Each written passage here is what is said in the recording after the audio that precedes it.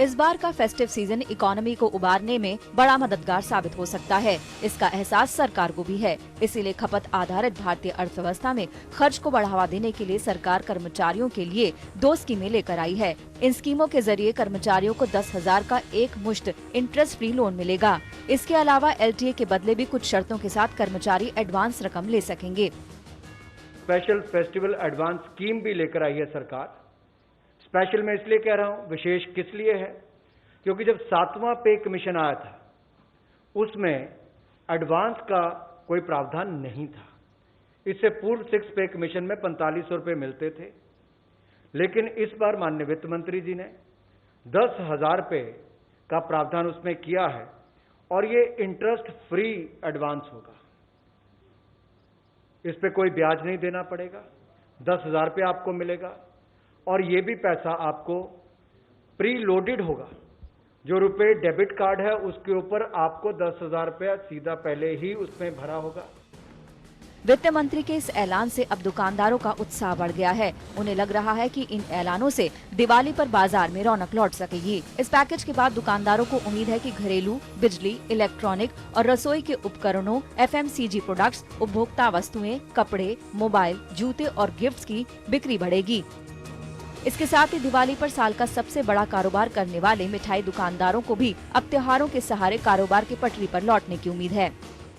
जो हमारी पॉपुलेशन है वो बहुत ज़्यादा है। अगर देखा जाए इसका जब फायदा मिलता कि जिससे बाजार को भी फायदा मिलता, हर नागरिक को फायदा मिलता, अगर सीधा सीधा बेनिफिट हर इंसान को होता, तो मुझे नहीं लगता जो केंद्र सरकार ने ये जो 10,000 रुपये का लाभ दिया इससे व्यापार को कोई फायदा मिलेगा। हालांकि अगर राज्य सरकारें भी केंद्र सरकार की इस योजना को अपनाती हैं, तो और ज्यादा पैसा बाजार में आकर मांग को बढ़ाएगा। अक्टूबर-दिसंबर तिमाही में त्योहारों के चलते RBI को भी भरोसा है कि अब अर्थव्यवस्था को बड़ा सहारा इससे मिल सकता है। लेकिन एक डर ये भी है कि अगर कोरोना की दूसरी लहर आ गई तो फिर सारे अनुमान धरे के धरे रह जाएंगे। By all indications, the deep contractions of Q1 2021 are behind us. Silver linings are visible in the flattening of the active caseload curve across the country. Barring the incidence of a second wave, India stands poised to shrug off the deathly grip of the virus and renew its tryst with pre-COVID growth trajectory. वैसे मौजूदा माहौल में economy की हर चाल corona की रफ्तार से तय होती है। फिलहाल तो भारत में कोरोना के आंकड़े अगस्त से भी नीचे चले गए हैं। एक्टिव केस लगातार घट रहे हैं और नए मामलों के मुकाबले ठीक होने वालों की तादाद ज्यादा है। डॉक्टर्स और टेस्टिंग लैब का भी मानना यही है कि फिलहाल सभी संकेत कोरोना के काबू में आने का इशारा कर रहे हैं।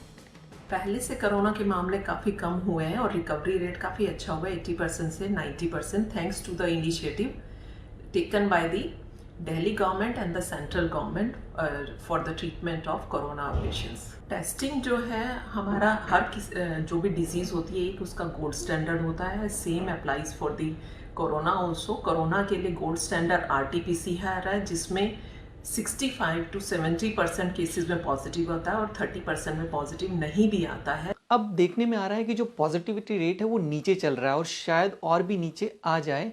पर जैसा कि festival season, winter and pollution का समय आ गया है और पिछले कुछ सालों के आधार पर हम कह सकते हैं कि पोल्यूशन इस समय बहुत अधिक बढ़ जाता है। इस बार सिनेरियो काफ़ी चेंज है और कोरोना वायरस पोल्यूशन के पार्टिकल के साथ मिलकर और भी खतरनाक हो सकता है। टेस्टिंग क्षमता और तरीके लगातार बढ़ाने पड़ेंगे जब तक इस वायरस को सही से समझकर वैक्सीन ना बना लें। अब फेस्टिव सीजन में सबसे बड़ी चुनौती यही है कि कैसे बाजार में लोगों की आवाजाही बढ़ने के साथ ही सोशल डिस्टेंसिंग के नियमों का पालन होगा, जिससे बाजार में बाहर भी बनी